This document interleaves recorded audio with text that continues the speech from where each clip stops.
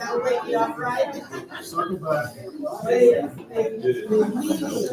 Monroe City School Board for this Tuesday, March 18th, 2025 is now called to order at 6 o'clock p.m. At this time, we will have our invocation. Ike Bird. I got somebody that can do it. All right. I'm asking our superintendent to do this. All heads bowed, let me pray, please. Oh Lord our God, we thank you for another opportunity to come before you to take care of the business of the students of Monroe City School System. God, we thank you for your grace and your mercy because they are truly sufficient for us. Lord, we pray, God, for guidance. We pray for your wisdom, God. We pray to be like you and have long suffering, God. Lord, we thank you for all that you've done, and we thank you for all that you're doing. We thank you for leading our school system and blessing our children with opportunities in the classroom and beyond. We thank you for all our professional faculties and staff. And Lord, we pray for our school board and our citizens and our community. God, we pray that we would truly unify as one and be what you have called us to be, God. We pray that we would look more like Jesus day by day. I thank you, I magnify you, and I honor you, and I glorify your name, God. In Jesus' name, amen. Amen. Pledge. I pledge allegiance to the flag of the United States of America and to the republic for which it stands, one nation, under God, indivisible, with liberty and justice for all.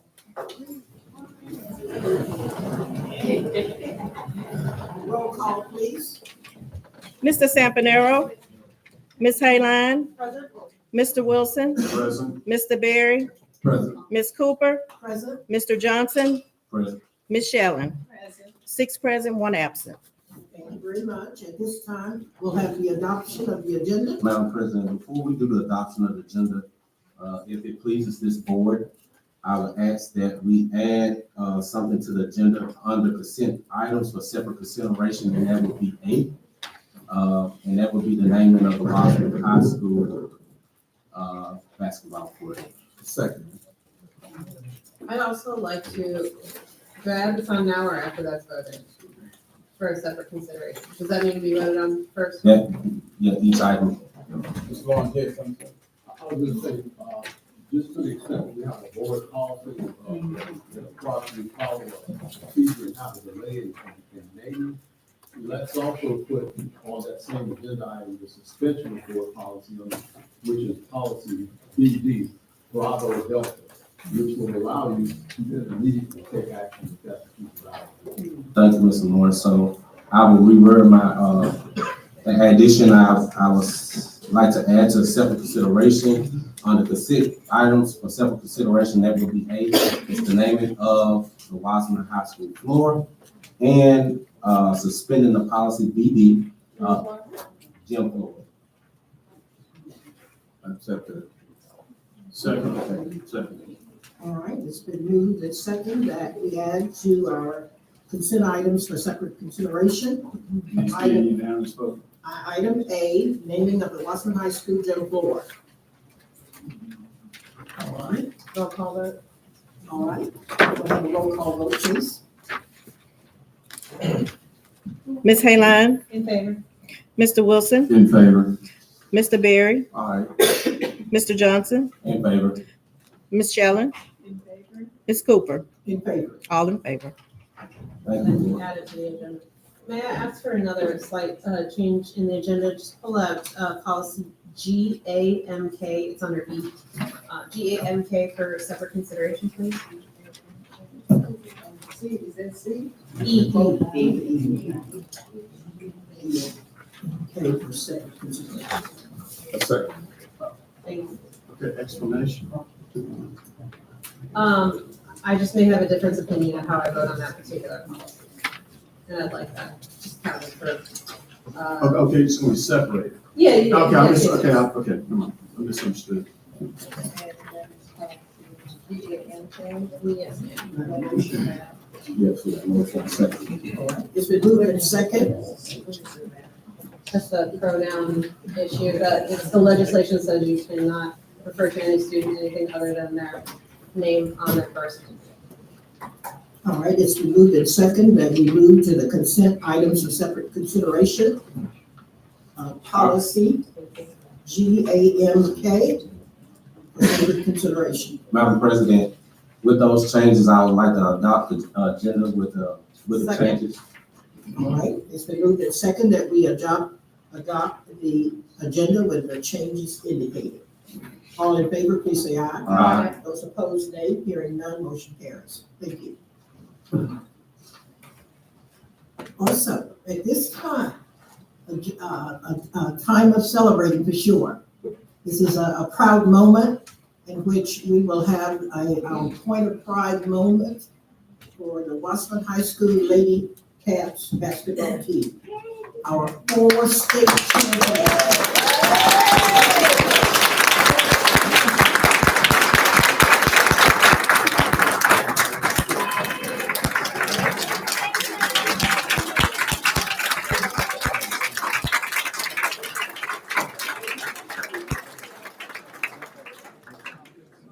We would ask the Lady Wildcat basketball team and coaching staff to please come forward.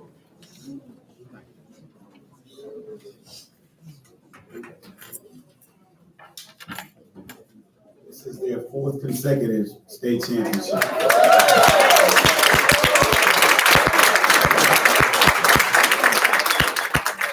head coach, Coach Robinson, he will introduce his team and his coaching staff.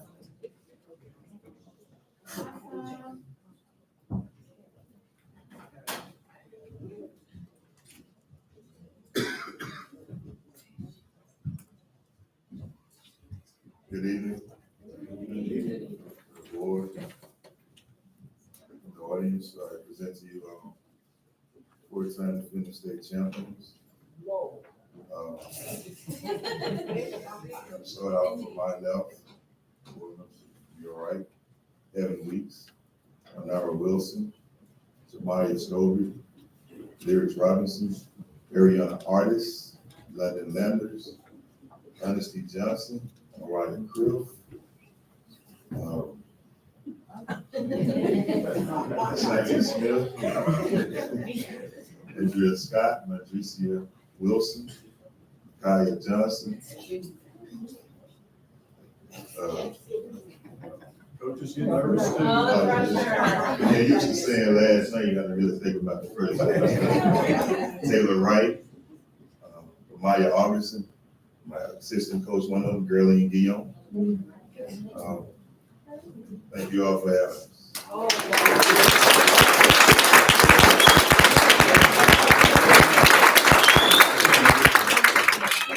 we're going to share with us is our great principal, Ms. Sampson.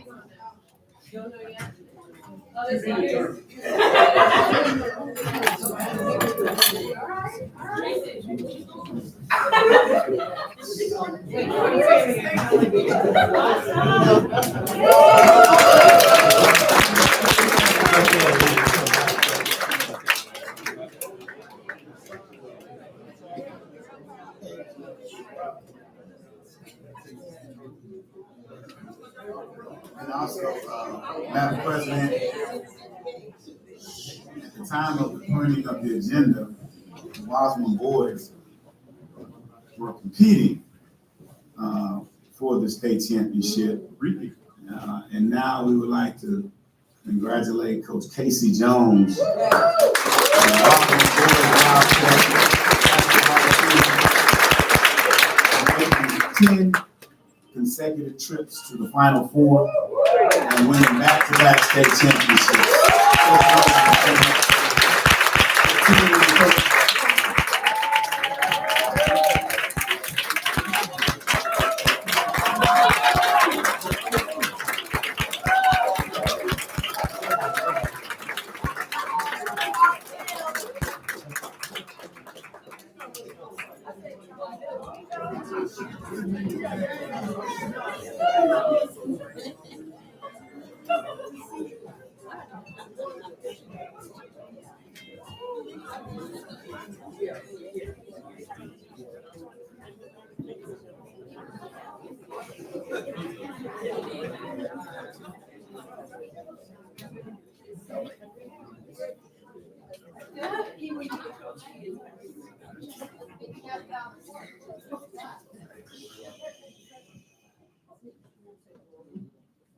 Good evening, Mr. Superintendent and Board. Thank you for having us here tonight. Introducing my players and coaches. Starting on my left, Coach Greeley. Coach Casey Jones Jr., Coach Devontae Riley, Zion Weeks, Andre Mackey, David Brown, Xavier Wilson, Tavoris Taylor, Davey Mays, Sedarius Williams Jr., Cam Washington, Terrence Long, Caleb Sidney, Antavius Daggs, Morgan Robinson, Coach Avante Burton, Coach Octavius Brass, Coach Daphne Manchester.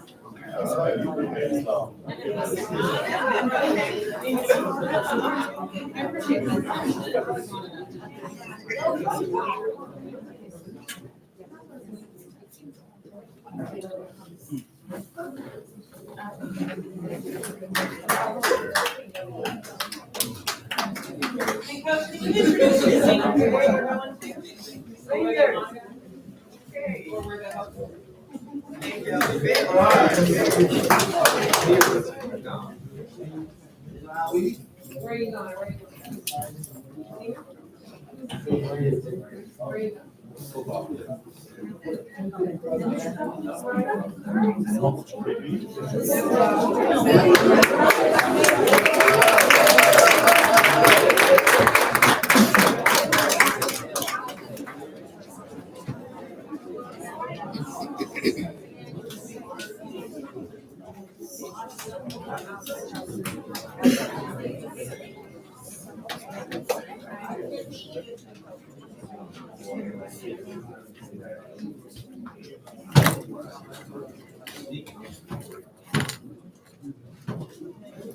Special moments. At this time then, we're in our consent agenda section. We'll need all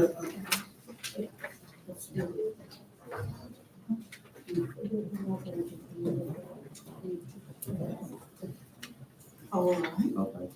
The teams are permitted to leave if you like, but feel free to stay with us. It'll be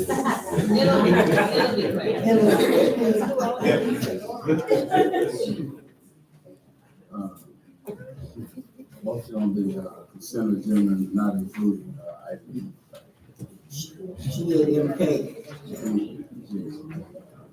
All right. It's been moved and And we, discussion on the items, and we just make sure we know what we're voting for? Don't we usually, make a motion and second and then have discussion? That's what I'm, oh, second already. Okay. Did we move, item B for separate consideration? Is that what we did, Mr. Lawrence? B is the drop-off. The suspension of policy introduction? Well, I think we have two. Yeah, This one allows, if I can. Understood, explain. Please. Okay, typically there's an introduction and a first reading of these policies. But you had a policy committee meeting last week when you went through all of these policies. So it's a matter of, do you want to go through this 3 times or twice? If you want to have a first reading, then we would do nothing. But if you want to immediately adopt these policies, you have to approve B, Bravo, which is under 3, and that will allow you to act immediately. The thing I would also point out to you is that these are 3 policy packages presented to you by a forethought consultant, and time is of the essence for adopting these policies. All of them not back to changes from the last regular session of legislature. So, I mean, how fast we need to act on the time? If you look, for example, well, first of all, under C should, all of them really should be done now, to be honest with you. Let me just put it that way. Have there been, C goes back to July. have there been any, like, we had a large policy, changes? we had a Yes. policy committee meeting, on, gosh, was that last Tuesday? Yeah, and so we, went through at length the changes that were made, the substantive changes though. Can you summarize those for us? Sure. Now, to the point about were there any changes within the policy, there was one. If you look at F, which is, the student use, policy on student use of telecommunication devices. There was a July 2024 version of it, then a February version of it. And Mr. Moore helped me remember, the February version was updated the July version where they added smartwatches to the list of prohibited devices. Right. Okay. So now that's sort of the guidance that we're getting from forethought on that issue, meaning even if we would have taken action back in July on F, we would be taking action again now. And they also, clarified the time of use, so it goes from the time a student arrives at campus to the last bell. That's Even right. if they are off campus for a school activity, that policy still applies if it's occurring during the school day. That's correct. It's considered instructional time. So, And this is a what if state the law. basketball team was down South Louisiana and they had a phone? I mean, is that a violation? If it's during the school day. That's what I'm saying. Doing instructional hours. Yeah, Well, yeah, but I mean, let's say they had a 1 o'clock game. I mean, That is during instructional time according to the legality of the policy, correct? If it's occurring during the school day, during the instructional day of the school day. Because the way the policy read it is even if it's an off-campus activity, if it's occurring during that school day. right. Now, my thinking is this, are we classifying every activity as an instructional activity? We're a school, a public school system. So if you let school out at noon to travel to a distant location for a game or whatever, is that during the instructional day? but School's been let out. Well, if the school's like that, yes, that'd be different. Yeah. But if everybody else is back at school, is that still the instructional day? That's right, that's right. So that's one. and But we don't really have a choice on this, again, this is state law.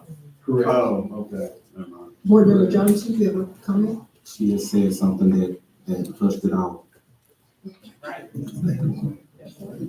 said she just said something that hushed it off. Okay. State law. So are all of these policy changes, revisions, the state law?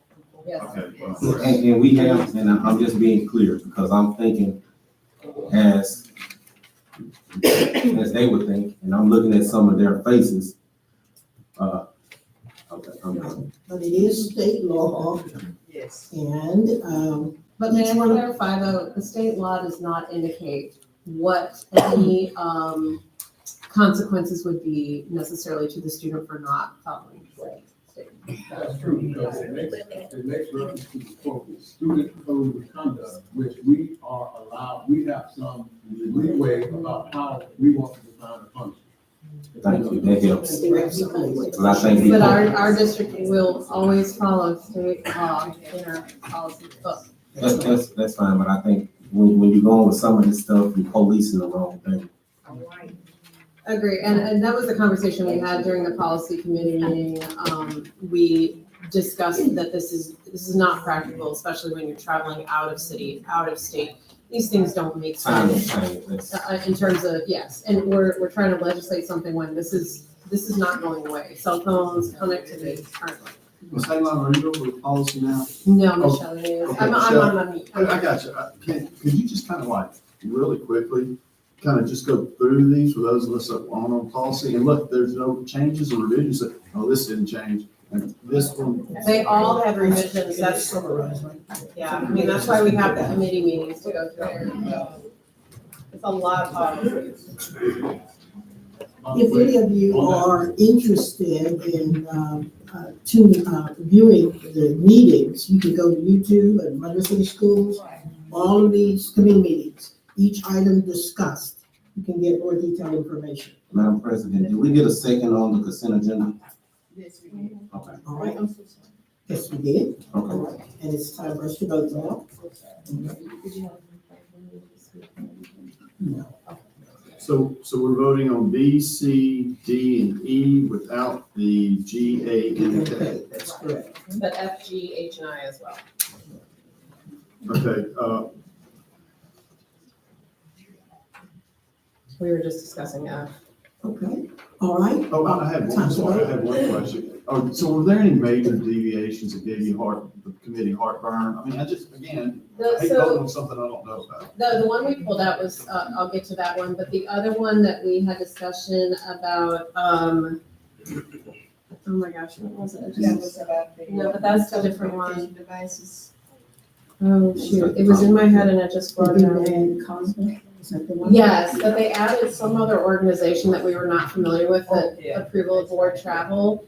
And it was an organization that appears to exist on the East Coast, seems like a legit, it started in 56, it says. And that was the LSBA? No, it's not. It's a completely different organization, but it's under the state law again. So we were required, and they didn't have COSBA in it, so we had to add COSBA back in it.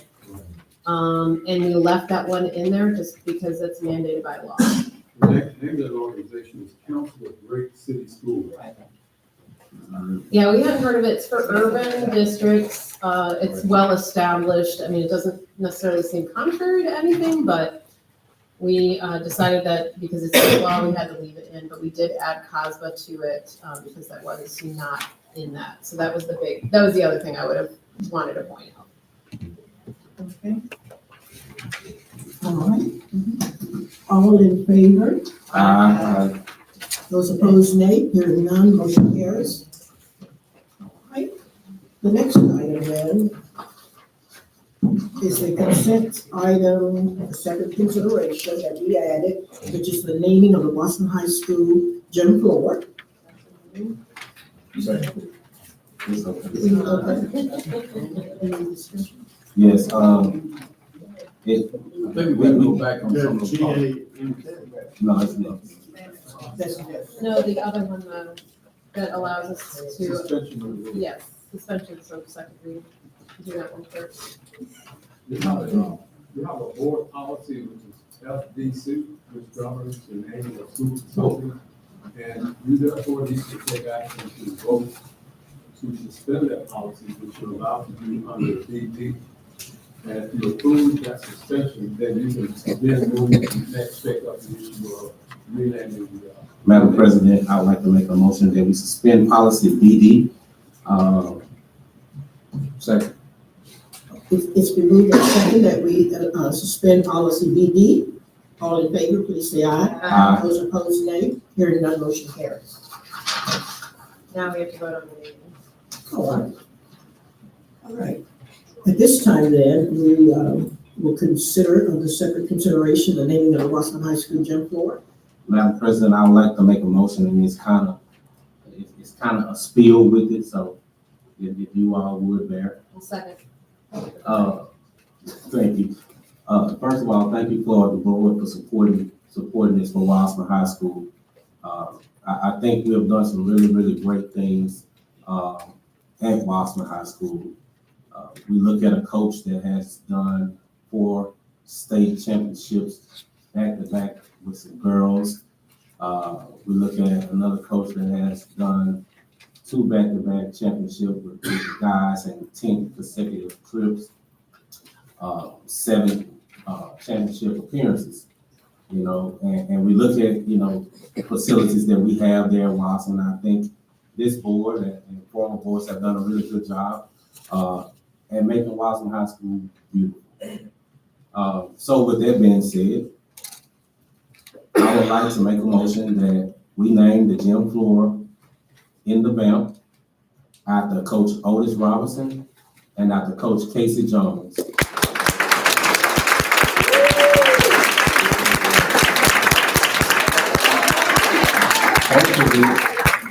Both of which are Wassman High School graduates. And I think that's what makes it so much sweeter. You know, you listen to the critics, you know, we came back from championship play on Sunday.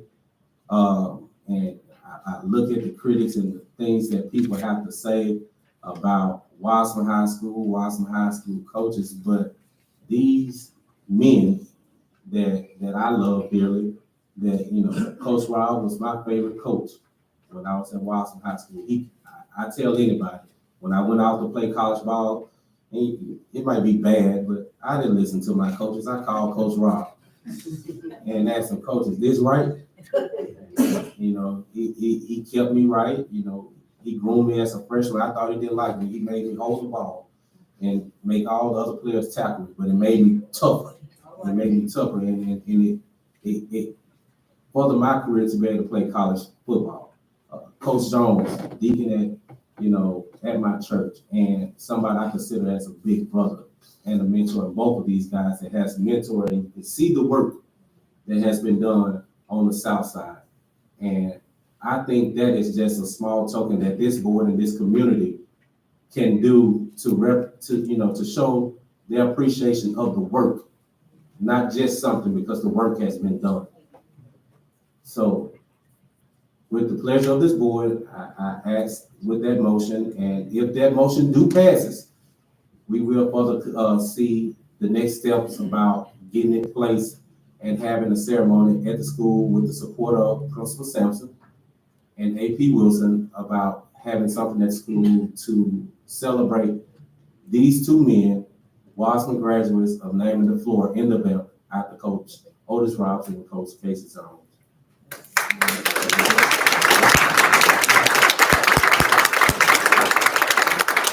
It's time for us to vote. Yes, ma'am. All in favor, please say aye. Aye. Those opposed, nay. Hearing none, motion passes.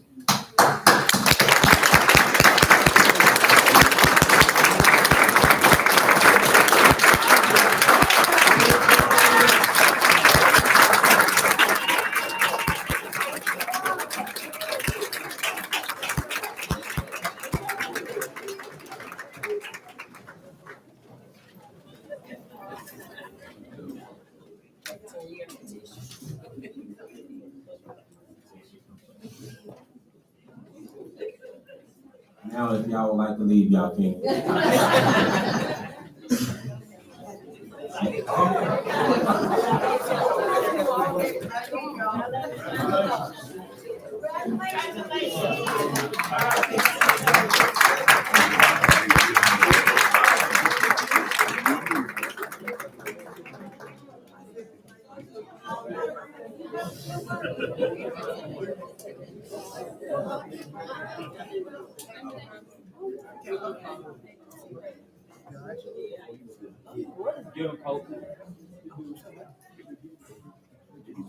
For separate consideration, policy GAMK, which is the use of pronouns and given names. The board member, hang on, you want to make some support? I just asked for it to be, used for separate consideration. The wording of this policy, creates concern for me as a representative of our school board in that it opens the board up to frivolous lawsuits because the language in this particular state legislation says that no employee is allowed to refer to a student in any name other than what is on their birth certificate. So as it reads, my name on my birth certificate is Jennifer. So if someone were to call me Jenny or Jen, which I was often referred to and still am, according to this state legislation, that does not fit with what is on my birth certificate. And I wholeheartedly agree to this policy. I understand this is law, and our district is required to follow the law, which is how our policy is going to read, that we are going to follow the law. But I wanted to make sure that people are aware that the items being passed at the state level do not consider the practicality of what goes on in schools. They aren't talking to teachers. They aren't talking to people who are looking out for the best interest of the individual. And so I just needed to make sure that that was pulled out separately because I am going to vote against it because I do not believe in what it stands for or how it reads. And I believe that it potentially is going to open our district up to a lot of frivolous lawsuits, potentially. So that was the only reason I wanted it pulled to be separately voted on. Question. Board Member Wilson? Thank you, Madam Chair. I'm assuming since it says use of pronouns and given names, it's addressing two items, right? And that there has been a lot of debate, discussion about pronouns. And I bet that's where the genesis of this law came from. So I'm like you, I'm William E. Wilson. Bill was my nickname. I got called Bill. I guess you have the letter of the law and the spirit of the law. I don't know how many teachers are going to get in trouble for calling me Bill or you Jen as opposed to Jennifer and William. So I'm going to be voting for it, but point well taken. All right. Any other comments? I just have, I do understand, and going back to the other policies, understand the state law. Do they leave any leeway for the school district to make any adjustments to this in these policies that will best fit our school district? I know there are some policies that allow, okay, they put this one in place, but then, you know, the school district can make some adjustments to it. If not, understand it, just wanted to ask. There's very little leeway. Today, I went to the legislative digest, where the bill and tracked the bill through the legislature was Act 680. And it reads like a riddle, first of all. But to answer your question, that's not what I would Understand. And they summarize it here. Yeah, it don't hurt. I just asked. Thank you. I think in all cases, the district themselves will understand that a child is called by a nickname many times. So with the superintendent that we have, I'm sure that he will give the principals and the teachers the right to call a student by their nickname. Breaking the law. May I ask Mr. Lawrence? I'm not finished. Oh, pardon me. So with all of that, I think that it's a proper bill, and also that the legislature decided this, so we have to follow that bill. Mr. Lawrence, question, when cases are prosecuted in court, are they usually found on the spirit of something or on the letter of the law? They have to go by statutory instruction. You have to, so that's. And my concern has nothing to do with whatever my personal feelings may be about this. It has to do with protecting our district from frivolous lawsuits. And that is why I wholeheartedly disagree with this particular piece of legislation, because it is born out of a political agenda that puts school systems at risk for frivolous lawsuits. All right, it's time for us to vote. Roll call vote, please. Ms. Hayline, I'm sorry, can we restate the motion to vote in favor of affirming this, Oh, correct? yeah, I don't think a motion was made. We're actually, that wasn't made. All right, We don't have a motion yet. all right. So I'll make the motion. Which item is that? This is item, GAMK, under section E that we took out. Use of pronouns and given names, and I make the motion to vote in favor of the state's recommendation to implement. All right, it's been moved and seconded that we vote in favor of the GAMK. All in favor, please say Yes, aye. for a roll call. Roll call vote, yes. Ms. Hayline, Again, Mr. Wilson, In favor? Mr. Beard, In favor. Mr. Johnson, In favor. Ms. Shelton, In favor. Ms. Cooper. In favor. Okay. Thank you.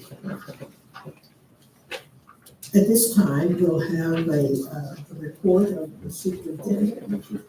We got some other items. No. We have all. That's it. It's later in the agenda. All right, at this time, the report of the superintendent. Thank you. All right, thank you. Good evening, everyone. For our report, superintendent's report for March 18, 2025, just starting with our general fund, those things that, we had our auditor give our report in our finance committee meeting. But just to recap, our general fund revenue is approximately 3.9 million more than January of 2024. We received 7.4 million from an ad valorem tax in January of 2025. As a result of our additional positions that were added to our general fund, through ESSER, obviously when it comes to staffing, we will make certain that we have to staff our schools based on our student enrollment, because those excess funds that we had for several years, they're now gone. Also, payment of the Lexington Playground, the cell shades, when you saw that 106.88, I think Ms. Crutzer asked about, that was the Neville batting cages and also the playground shades at Lexington. The total cost for the Neville batting cage project was $159,980. We've already received $52,500 in reimbursement from the Treasury Department, and we're submitting the paperwork. We signed it on tonight for the reimbursement of the remaining $52,500, and also we will reconvene with the boosters for their part of their remaining balance. Our sales tax, total Mr. sales Moore, tax, can I ask a question? What was the amount the state legislature? 105. 105. 105,000. I'm sorry, we received half of that, and we're applying for the other half. Sales tax, total sales revenue received in January of 2025 for November of 2024 collections increased by 2.68% for a total of $74,000. Sales tax revenue continued to fluctuate, as Ms. Howard alluded to earlier, and we're closely monitoring our collections. 1968 sales tax revenue, an overall decrease of $7,000, represents 0.12% less than the prior year overall. 1994 sales tax revenue had an overall decrease of $112,000, which is 1.15% less than our prior year. Our 2001 sales tax revenue had an approximate, I'm sorry, that was an increase. Decrease, yeah. Did I say decrease? I said decrease. Okay. All right. And the revenue, 2001 sales tax had a decrease of 224,000, which is 1.15% less than the prior year. And notes from our audit, just some highlighted notes that I made on June 30th, 2024 audit. General fund balance increased by $500,000 for a total of $23 million fund balance. The fund balance of 1968 sales tax increased $39,000 for a total of $118,000. The fund balance for 1994 sales tax increased by $959,000 for a total of $5.9 million. The fund balance for 2001 tax increased by $4.3 million for a total of $27 million, including approximately $14 million QSCAB bonds with the maturities of October 24 and October 2026. Our one-on-one trainings with our principals, we are continuing that. and we have completed 16 of 19 trainings thus far. Remaining trainings are due. There was some scheduling conflicts, but we will get those done. Our department will as soon as possible. Our legislative audit investigation regarding our Monroe High School student activity funds, that's still ongoing, so we can't report anything on that. So our long-term obligations, the school board's total obligations decreased by approximately 114 million.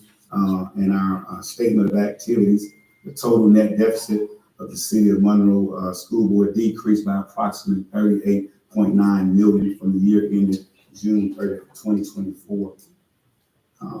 Updates from our Human Resource Department. The Human Resource Department is currently engaged in several significant initiatives in anticipation of forthcoming changes. We are transitioning from a paper application package to our online portal for the submission of applications, but we still will continue to utilize our paper applications for those individuals who need that. Human Resources has established an online portal, which is pretty neat. Now we can see real time.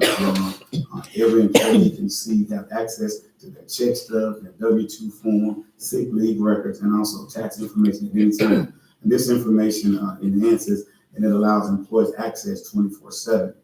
Human Resources working closely with our uncertified teaching staff to create a comprehensive plan aimed at facilitating their certification in a timely manner. Our staffing this year will take place on April the 16th and 17th. And what that simply means is that we will meet with principals and look at our student accounts to determine personnel allocations based on those student numbers. Our academic highlights, Monday, March the 17th, marked the beginning of our coordinated enrollment process, formerly known as our pre-K roundup for the 25-26 school year.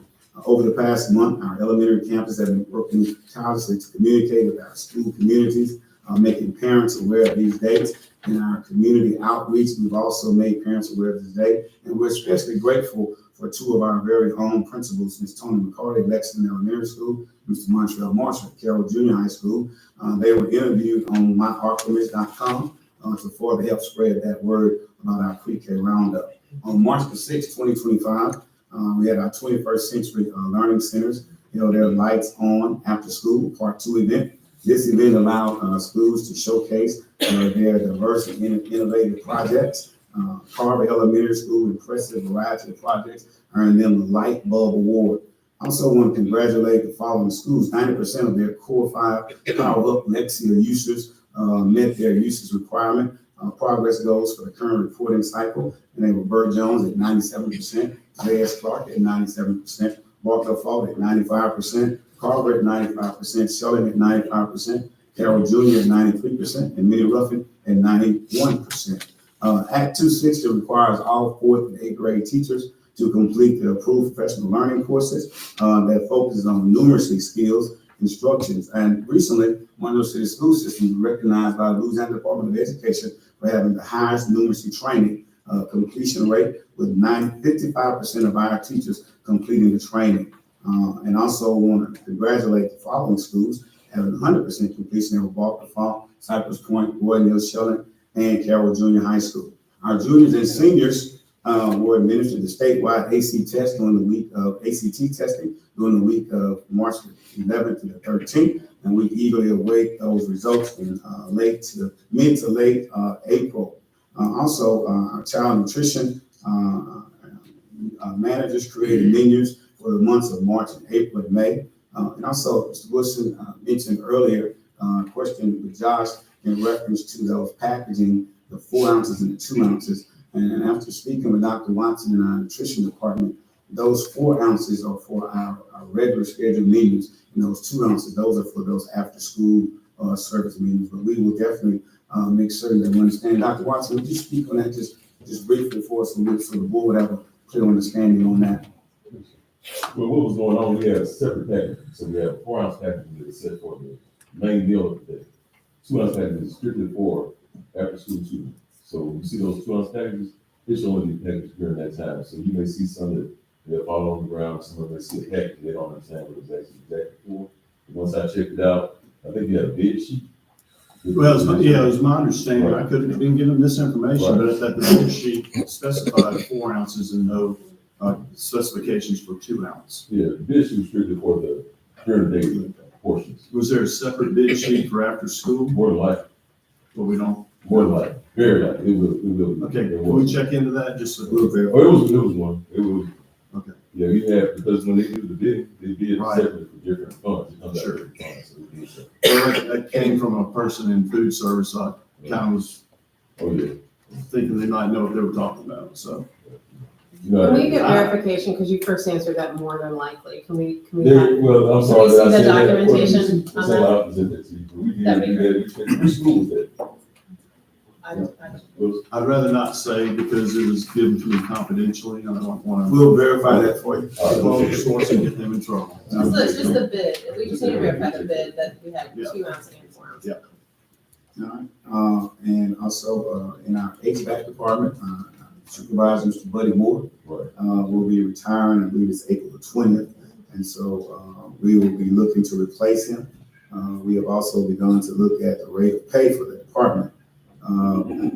Dr. Watson has spoken with Ms. Mullins, and it's difficult, with our rate of pay in some positions like transportation with our mechanics. I've asked Mr. Porter if he would to do a feasibility study in reference to the rate of pay. You know, I think we pay $16 an hour, where it's been said that other people are paying $22 an hour. So we're looking at those things so that we can be competitive. Mayor, are we also looking at potentially, as Mr. Sampanero, I think, worked on, and it may not have been specific to this, but hiring out, like not having an internal employee, but contracting with external experts on this instead of having an internal employee? Can we get the comparison of Yeah, that, and that's if there's a right. cost savings for the Yeah. district? Right now, I know transportation, you know, they actually bid a lot of things out, so we're gonna look at both ways. What it's costing us full body of work to an employee versus outsourcing those services. Because one person, because he's over HVAC, correct? Correct. So having one person over schools with like 50-year-old HVAC systems that take 3.5 days to switch from heat to cool, one person doing all that work and repairing and all the things is a lot for one person. And we have schools suffering. I mean, I drove by it the other day. One school's 80 degrees. They got windows open because the heat's still on. Because we have these temperature fluctuations. We just need a better response system for this. And so it may be better to look at contracting with an agency instead of hiring one person. Well, when you look at contracting, excuse me, when you look at contracting with certain aspects of the school district, that takes away your on-call source of it. So when you're talking about HVAC and you contracting, most of those are on the job basis. But like with Mr. Buddy, when you have certain issues, you're able to call him because he's an employee of the district and he's able to jump on it like that. Since we're talking about HVAC, but some things would work better with contract, but there are certain services that I think it's better to have an employee of the district where you can have them on call and they'll be able to handle it on the spot if you have, an issue, per se, especially with our HVAC system. And it's that piping system, except MLK. 2 pipe, 4 pipes. Yeah, so I think you need somebody within the district that can handle that, like on I'm just the asking spot. for a comparison. Yeah. Like what's out there, what's. But I understand, I just don't think, because when you're dealing with contracts, you're gonna have to PO, and you this, and you're lingering more and more and more and more time. To the HVAC point, Mr. Centenaro, and I think he's getting Dr. Watson on this, and then head of facilities about calling a meeting and talking about, are there some re-engineering that we can do to address this in a more efficient, more intelligent way? Huh? That piping system. Well, okay, yeah, so, but the point is, I think that needs to be. It needs to be done, very soon. but it's gonna cost us more. And on the transportation part of it, yeah, having for the mechanics portion of it, it's getting the bus into a shop where you have stuff like filters, oil changes, stuff like that. You gotta have some mechanics there that can get that type of stuff done. Or even charging up the AC, because our fleet is pretty much 100% air conditioner buses. So that type of stuff, and then you're trying to get it to Freightliner, or because that's pretty much what we're doing. You're trying to get them to Freightliner, or now you have these electric buses. You're talking about a big time lapse of some of that, and we don't have, you got Empire over there and Kenwood, and we send buses to change the motors on. All that can be kind of, when we talking about, the contract part of it, some things may work, but little small aspects like that, I just don't see it. But I do understand. I was just speaking on some of the facts. Thank you. And then also, just last few things, our camera installation is nearly complete. 2/3 of our schools have a new camera system being installed, and they are really, that was a much needed safety cost, and that's a big upgrade from previous cameras installed, I believe, in 2014.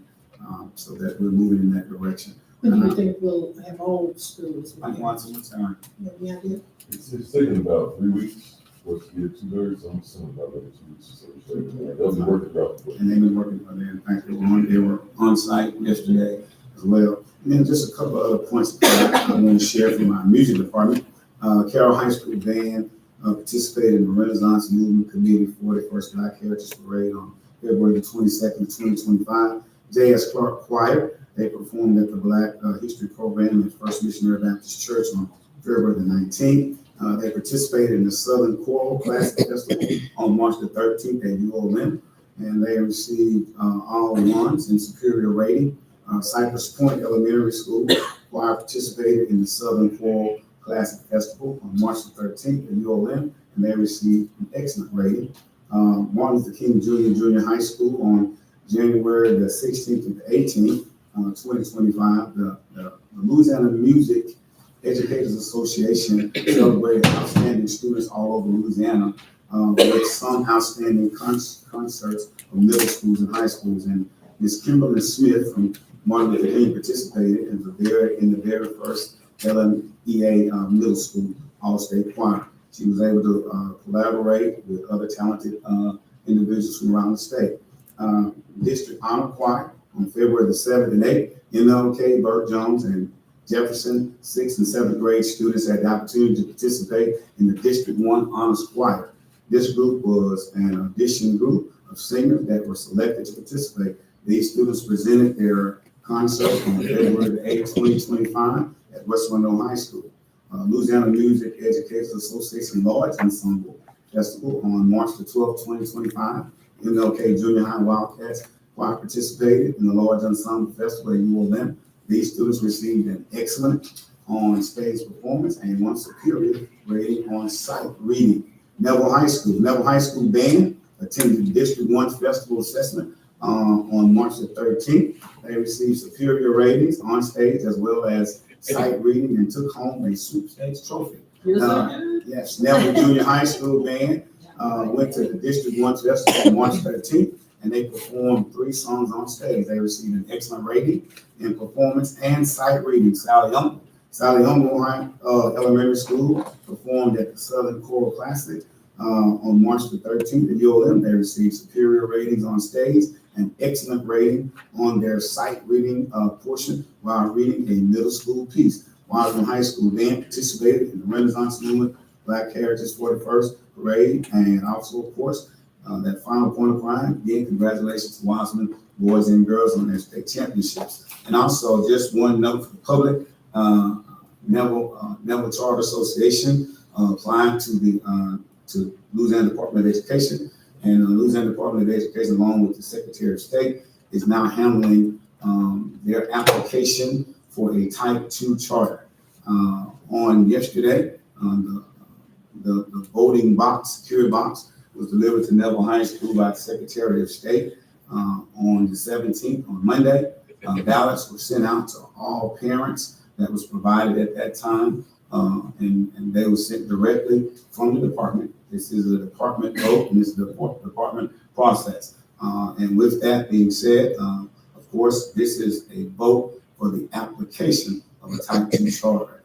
With that being said, there has to be 50% of all student parents must participate in that vote, and then they take the majority of that vote, from what I'm understanding. And also, they have to have a majority of the professional faculty that's approved to vote. And that process is in the hands of the Louisiana Department of Ed. And this would be the third vote by the parents and the faculty since this began. Well, The first was the type 2. the prior was for type 3, this is for Right, type the 2. first was the type It's the 2. vice for type 2, correct. And on April the 10th, representatives from the Department of Education will be at Neville High School on site, 2 representatives from the department, 1 representative from the Secretary of State, 1 representative from the Neville Charter Association, and 1 representative from us, which they said the last meeting, that representative would be the superintendent. I was going to designate Dr. Watson, but since they said me, I guess I'll be there for that, and that's where we're at on that. And that's what I have for my report. Thank you. Mr. Moore? Yes, sir. Sorry, may I ask a question? Thank you. Kind of circling back to Neville High School, the state legislative officers, to my understanding, have been in, they've been out, they've been in. And this whole investigation started, I think, February of last year, a little over a year ago.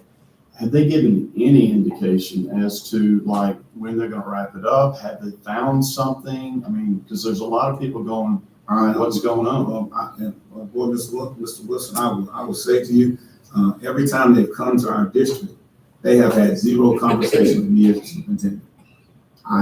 They kept you in the dark. I have no idea. They've never said anything Can we to me. contact them and just say, hey, guys, just checking in? Well, they indicated to us that they would be returning again. And I think this would be the 6th time that they will be coming back to our district. Wow. Oh, okay. And then also, I had 2 employees ask me a question on, have we contacted the employees, I think we've had 3 checks that were sent out. Some of them may be bonus that where the withholdings weren't either both taken out for state and federal, or maybe 1 state, 1 federal, whatever.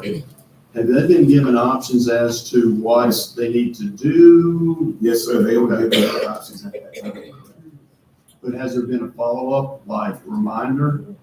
No, there hasn't been a reminder. Okay, I'm just saying your tax season's No, coming up. no, We sent those communications out at that time. Okay.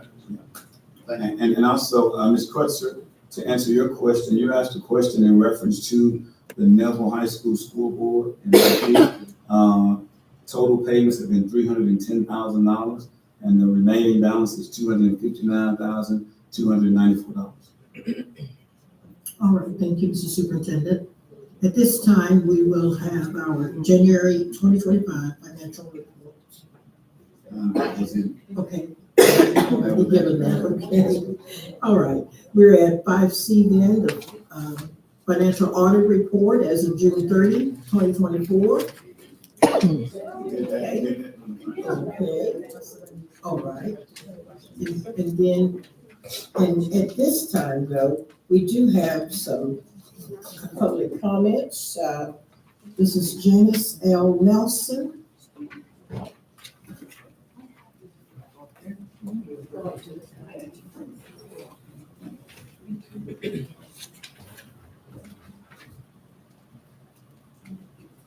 Thank you. I attended the finance committee meeting, and I just had a question on the financial audit that from ending of June 30, 2024, regarding the school activity funds. They did bring out in the audit report that there's a lack of segregation of duties in management of the funds, and that the same individual is responsible for multiple functions, and that a lot of number of transactions reviewed lack sufficient recording and documentation. My question to the board is, how is this going to be handled going forward? There is an existing file DK about the activity funds management, how that's supposed to handle, and the principals are supposed to be responsible for that at each school, and they're supposed to send their report on a monthly basis to the school board, to the superintendent or his designee, or so for reporting purposes. How is that going to be handled going forward to make sure that all of these schools, and there were, my understanding, there were quite a few of the schools that also had negative fund balances on the sub funds, and he did explain that a little bit in the committee meeting. So how are those gonna be handled going forward so that we don't have these inconsistencies every year? Because this is a regular occurrence apparently. That's right. Thank you for your comment. That's a great question. I would like to follow up with that. Thank you, but to Superintendent, we have, as a system, said that we are going to have a cashless system in place. That does not exist in entirety. Apparently, there is an option for one, but as a district, options for how we handle finances have got to stop. It is not okay to keep having people take cash and have nobody accountable for following it, checking it, and making sure it goes in a deposit other than that person whose cash is going in their hand. We as a district have lost, I can't even imagine how much money. We are letting people steal from us because we are not putting proper procedures in place. This is 2025. There's absolutely no reason why we should still have these problems year after year after year, when you all have sat here and told us, you're gonna fix it, we're gonna have a cashless system, we've got it in place, we've trained everybody on it. Yet when I call these schools and say, how do I pay for my kid's activity? They say, you got to bring cash up here. I said, no, you've got to put that in the system they gave you. They don't know what they're doing, they don't know how to do it, people aren't willing to do it, they aren't willing to take the time. I don't know if we need a CFO at every single school. I don't know what we've got to do, but we've got to get a handle on this because money is going out the window instead of into academics and things that we need it for. All right, my rant's over. Public comment from Scott Bell.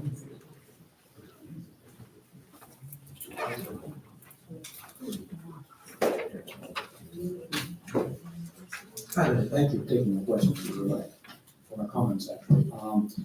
I'd like to just real quick let you know that I'm a very concerned citizen. I have 2 students that have come up from Monroe City Schools. I'm not from here, but my children are, and I have a very strong concern. I'm also a CFO of a local company here, not a large one, but a good sized one. And I have a long history in both finance, business administration, and IT. And I wanted to address something that came up earlier during the Finance Committee, and that is the idea of using scanners and things like that. One of the things that I have seen implemented even in very small companies, like the one that I work for currently, is every invoice and every check is scanned and stored so that we can forensically go back and figure out what that was for and what happened. And having a cash system is not an extremely good thing to do. But even if it is done, sometimes it has to be because you don't have the right people in the right place at the right time or whatever. You still need to have strong controls over how that's done. And I'm not seeing that. And that concerns me a bit because, as I said, my children are from here. And there are other children that are coming up through our schools. And I want to see them be able to have an opportunity at an excellent school. And I don't want to see schools feeling that they have to pull out of the school system because it's not doing its job well. One other thing I'd like to bring up is the whole discussion about the HVAC system. I would wholeheartedly agree with Ms. Jennifer that I think what we need to do is just look at it, analyze it. Don't make a choice right this minute. There's no reason to make a choice right this minute as to how to do it. My suggestion as a concerned citizen, business administration major, so on, is to take a look at it, see what you can do. A lot of HVAC companies will go ahead and give you guarantees for 24/7 service. Is that more costly than having someone on staff? Find out. I would like to see a lot more of those controls put in place, and I am greatly concerned in what I've seen that I don't see a lot of those controls happening. And I see in the audit reports that that's not happening.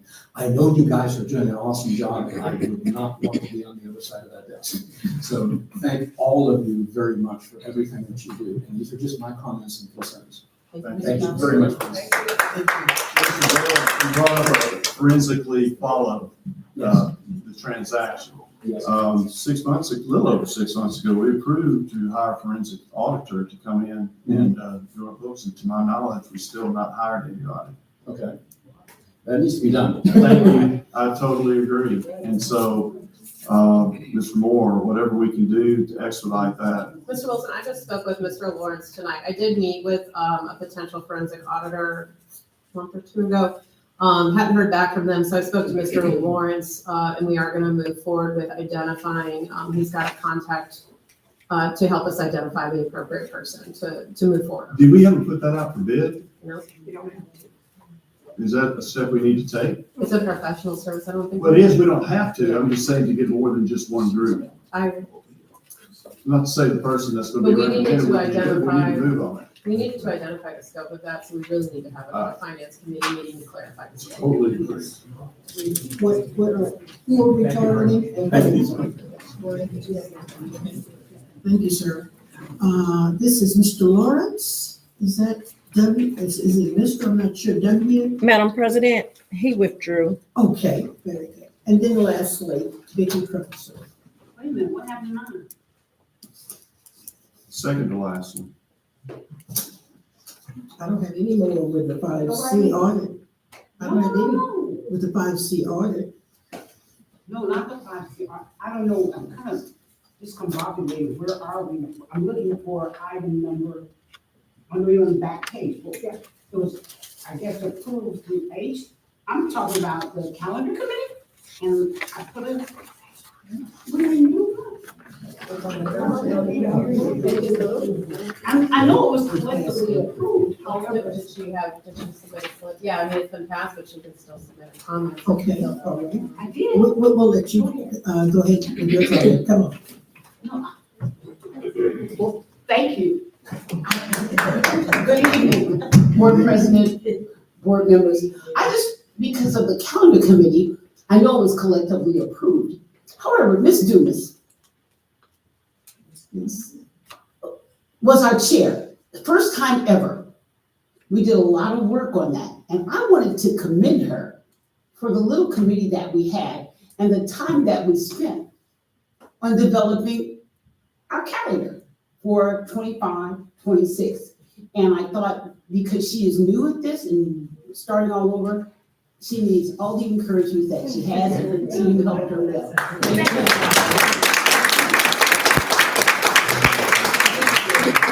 I didn't know we had a calendar committee.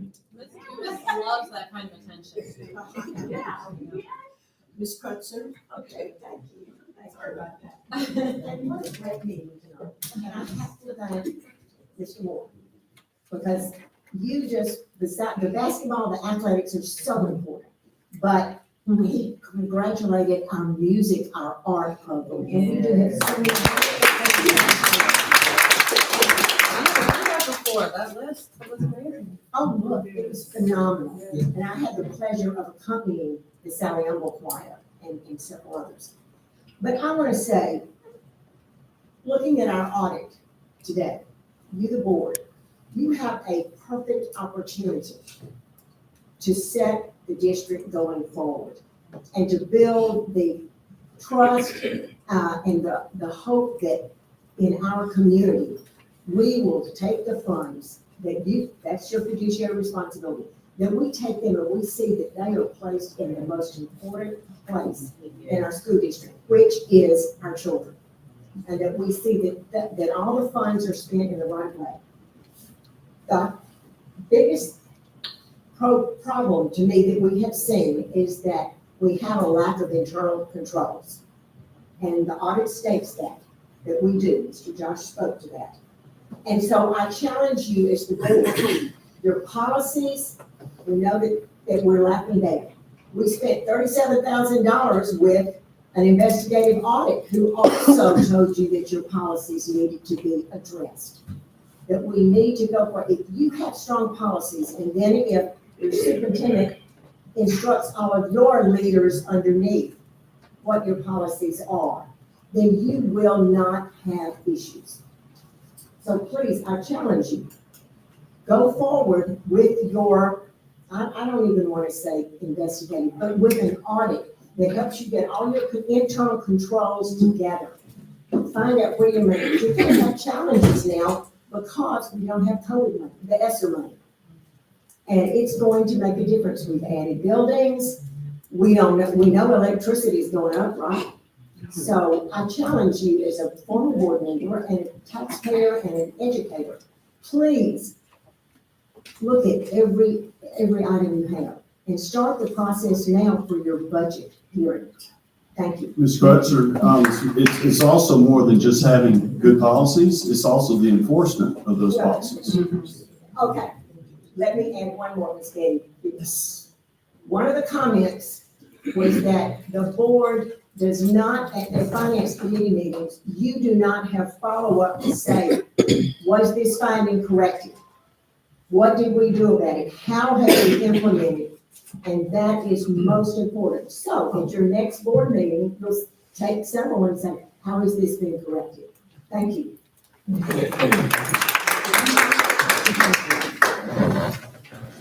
Okay, board member reports at this time. Bill Wilson? Yes, ma'am, Madam Chair. I'd like to start off by thanking our superintendent. Sorry. I'm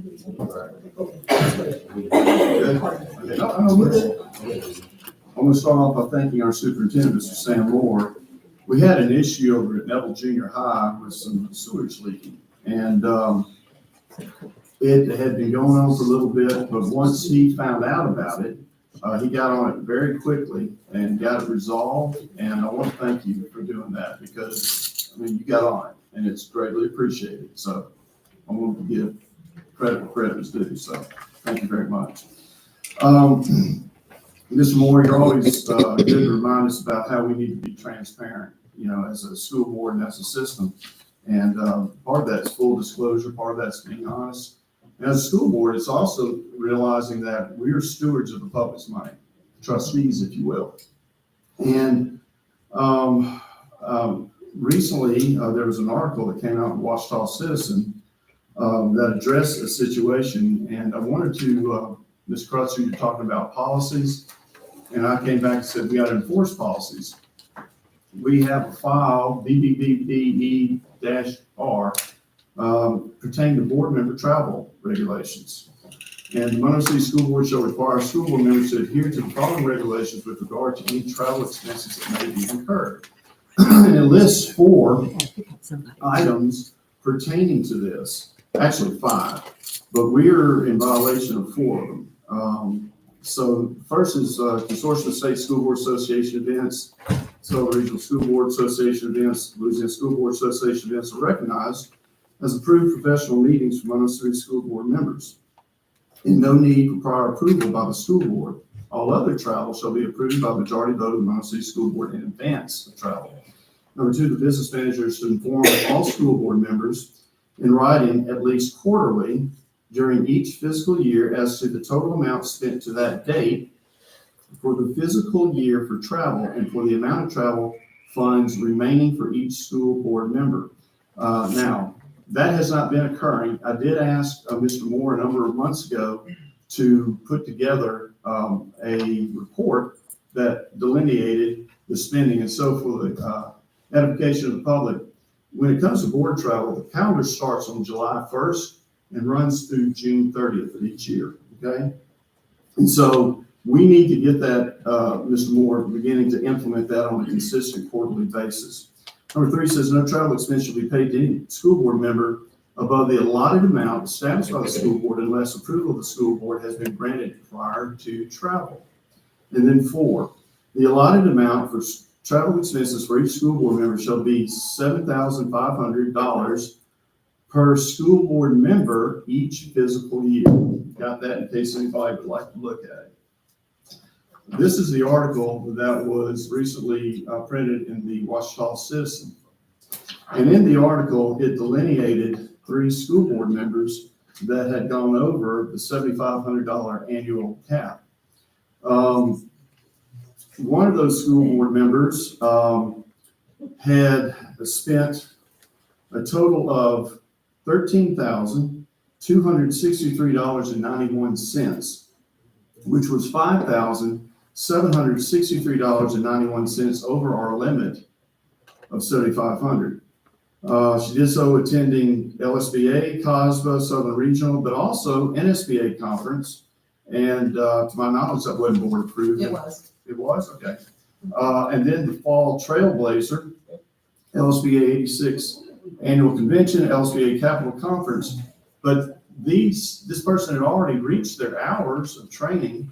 And so I kind of wonder why the fall trailblazer was necessary. I mean, this over 13,000 that was spent.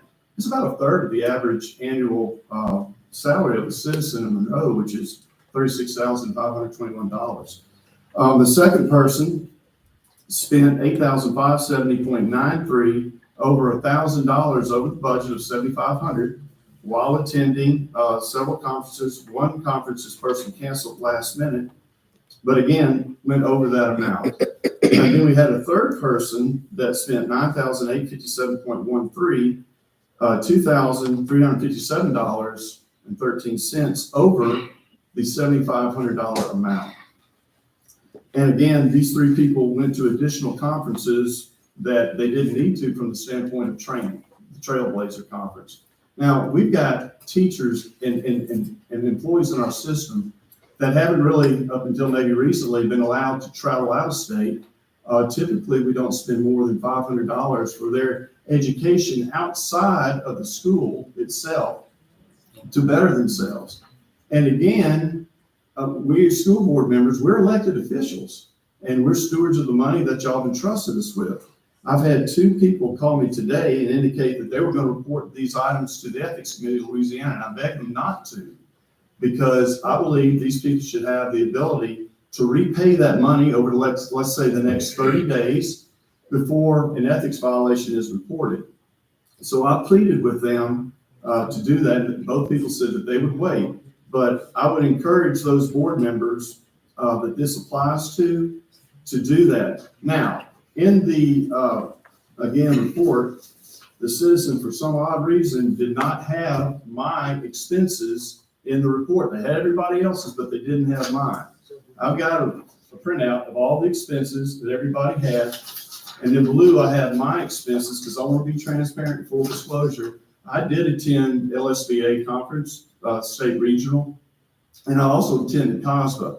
And I've made it a habit since I've been on school board over 10 years. Every time I go to a conference, to report back to the public what I've learned, especially the high points, because y'all are paying for me to have the privilege to go to these conferences. So what educational information I pick up, I think it's incumbent upon me to let y'all know about it. Y'all might get some information you're not aware of, because there's a lot of good information that could come out of these conferences.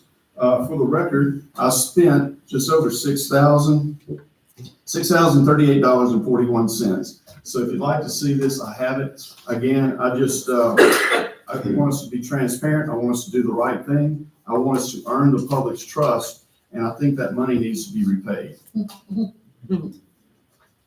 And that's it, Madam Chair. Yeah, I attended most of them. Board Member Johnson. Thank you, Ms. Cooper. Thank you, Ms. Cooper. As always, it's always great to see our staff here to be able to help inform the superintendent, be a support to the board when it's needed. It's not, every meeting I'm at, I try to thank you all because, this is not normal to what we have done in the past, and it helps. It helps a lot, if he forgets something or if he needs that shoulder to lean on, him having his staff here to help is always great, and we appreciate the work that you all are doing. I really didn't have no comments tonight, but after, hearing some comments, I just want to add and I'm not arguing and I'm not about to argue, but I am going to say my piece on it. I do understand that our superintendent has the power to do a lot of things within our district. And we got to allow him to do his job as well. As a board and as a system, we got to allow him to do his job. He put things in place for people to do their job. Now, if we're gonna, get upset with him or whomever within his staff, we need to actually look at, okay, who is being told to do X, Y, and Z. So if we are talking about going to a cashless system, cool, I have no problem with it. There's nothing to argue about. If that's what we're gonna do, that's what we're gonna do. But if Mr. Moore, his staff, Ms. Howard, and her staff train these people to do their job.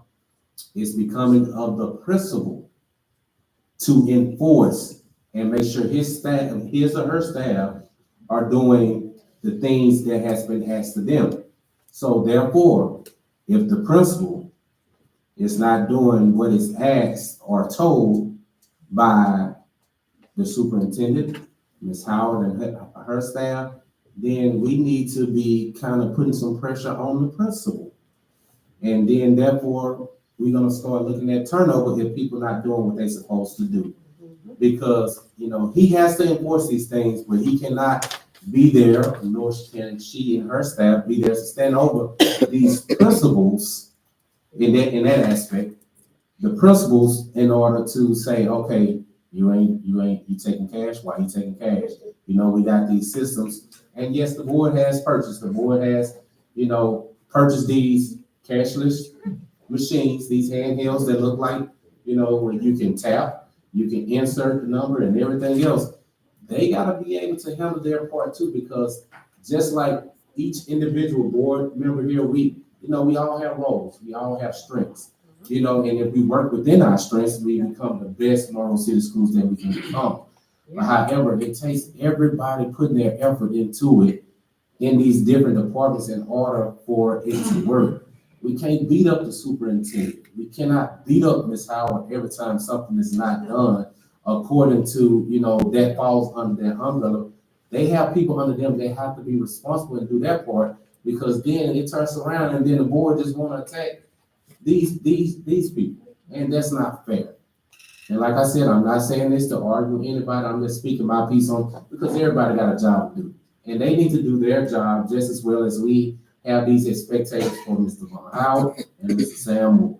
And I was about to say Trey, but I ain't gonna do it. Harrison Watson and so on. You know, that's we everybody got to do their part. So, you know, yes, if they have taught these people and they're not doing it, okay, I guess we need to go fire them. If that's what we're gonna do, or whatever the case may be. But then you'd be looking at leadership and saying, okay, is it that serious, or is it this, or is that, or what about the education? You gotta look at all the aspects. I just think we gotta allow him a chance, and his staff that he has built, you know, to do their job. Then after, if they're not doing their job, then the board do an evaluation, and then we go from there.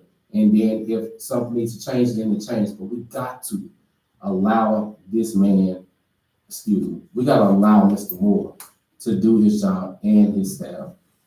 Thank you, Madam President.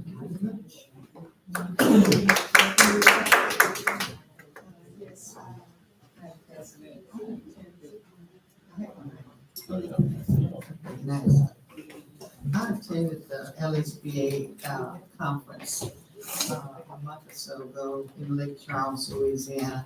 Had a wonderful, wonderful time. So many wonderful workshops were available to us.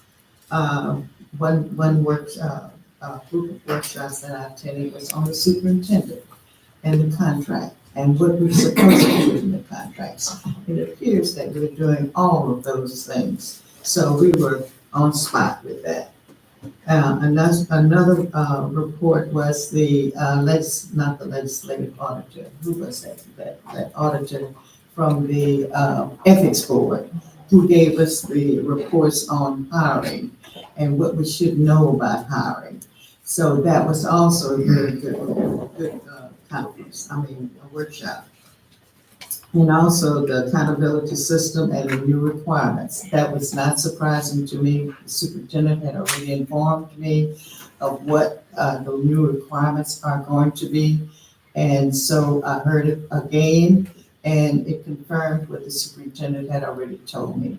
So with those, and I mean, it was just well planned, well organized. Mr. Watson was there with us. Mr. Joe Wilson was there with us. Mr. Darryl Berry was there with us. Who else was there? Ms. Cooper. Miss Cooper. I'm so sorry. Miss Cooper was with us. So we had a wonderful, wonderful, informative workshop that I'm proud to be a part of. With that, that's my report. Hang on. Thank you, President Cooper. Just a couple of things. I did want to mention, since Superintendent Moore had talked about so many students who had participated in various artistic endeavors, that the Monroe Youth Symphony Orchestra is having a performance. I believe it's April 18th. That is probably the wrong date. It's a Sunday. But we have a lot of students from Monroe City Schools participating in that, and they're performing things like songs from Greece and some more current musicals. I can't remember any of the names of them. But anyway, if you get a chance to check it out, that would be great to support our students in that, it's orchestra and band. Also, just wanted to mention, I know Superintendent Moore spelled out what's going on with the Neville Charter Association's application to take over Neville High School.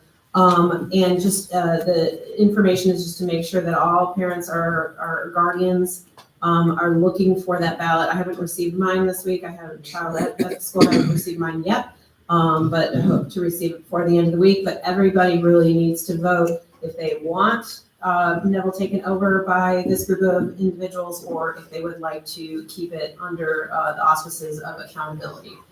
Also, just wanted to thank board members who are regularly attending meetings.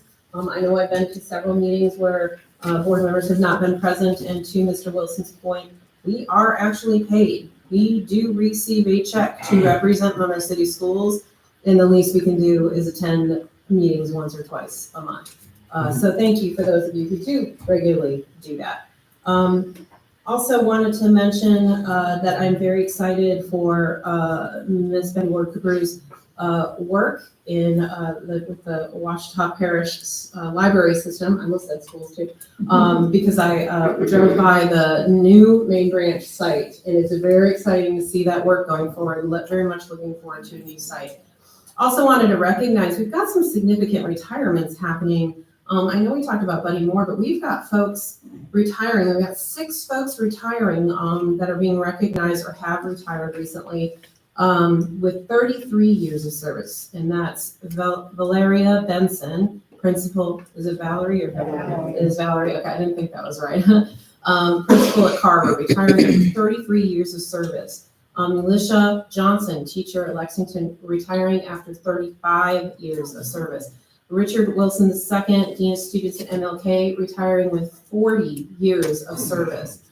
And here's a few that really surprised me, because this is a tough job. We've got Lisa Murphy, bus operator, retiring with 26 years of service. Sharon Presley, bus operator, 26 years of service. Gloria Wade, custodian at Neville High School, 27 years of service. Now that's some amazing, amazing work. Give kudos to these folks. That's some service. And finally, y'all bear with me for a second. I promise this isn't long, but I just do want to go on record because I think it's important saying that public schools are founded in ensuring that people of lesser means are afforded the same educational opportunities as those with greater means. Even those with disabilities should have those opportunities. DEI may be DEAD, but what public schools stand for is not. And while figureheads may be making unilateral decisions, teachers and staff are making people decisions. So I want to thank the staff that we have, our teachers, people who work in our schools, who work one-on-one with these students, for putting the students first and really, really taking care of America's future. Because what these policies coming down are doing is not that. So we're not going to go back in time. We're going to make sure we take care of our students at Monroe City Schools, and we make sure people have the opportunities they need to get ahead and be successful in life. And with that, I will yield the time.